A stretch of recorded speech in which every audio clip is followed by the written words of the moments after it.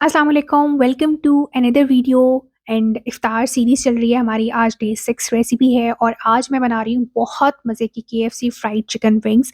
बहुत कमाल और ऑथेंटिक रेसिपी है और इसको आप हर स्टेप को इसको वॉच कीजिएगा और वीडियो को एंड तक देखिए ताकि आप कुछ भी मिस ना कर सकें और परफेक्ट किस्म की KFC फ्राइड चिकन विंग्स जो है वो बना सकें।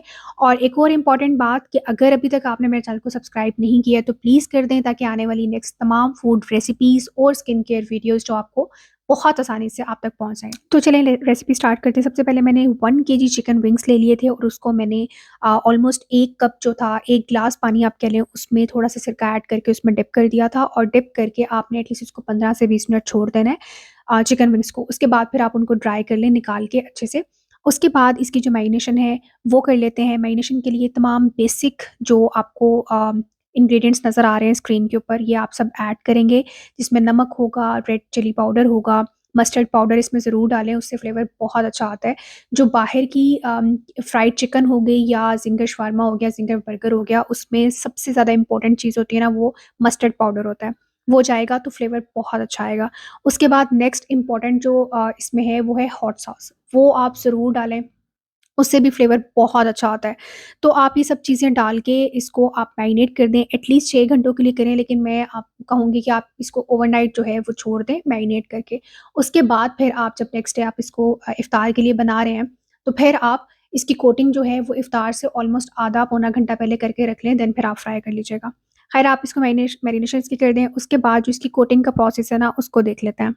अच्छा, इसकी कोटिंग बिल्कुल सिंपल है, सिंपल मैदा लेना है और मैदा आप ऑलमोस्ट 1 से डेढ़ किलो मैदा जो है ना खुले बर्तन में डाल लें और उसके अंदर आप इसको अच्छे से क्लॉकवाइज़ और एंटी क्लॉकवाइज़ जो है ना वो आप घुमाएँगे, प्रॉपर दबा-दबा के हाथों से इसकी कोटिंग करेंगे।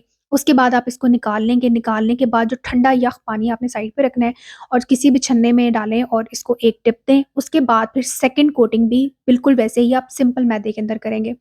जितनी अच्छी आप कोटिंग दबा-दबा के करेंगे ना, उतने ही अच्छे इसके क्रम्स आएँगे।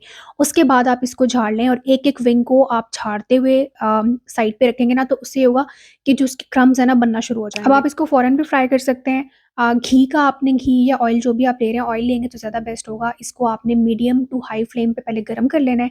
उसके बाद इसकी आँच कम कर देनी है ताकि ये ना हो कि भई ऊपर से सारे जल जाएँ और अंदर से कच्चे रहें, ऐसा नहीं करना है आपने। उसके बाद आप इसको अच्छे से फ्राई करें। फ्राई करने के बाद गोल्डन ब्राउन जब हो जाए आप इसको निकाल सकते हैं और इसको आप हल्का-सा कह लें शैलो फ्राई करके भी आप इसको रख सकते हैं ताकि जब आपने इफ्तार के टाइम फ्राई करना है तो फ़ौरन इसको दोबारा से आप डालें और 5 मिनट के अंदर आपके जो फ्राइज़ कह रही हूँ, चिकन विंग्स जो हैं वो रेडी हो जाते हैं। बहुत मज़े की रेसिपी है ये, बहुत मज़े के बनते हैं और बहुत परफेक्ट बनते हैं।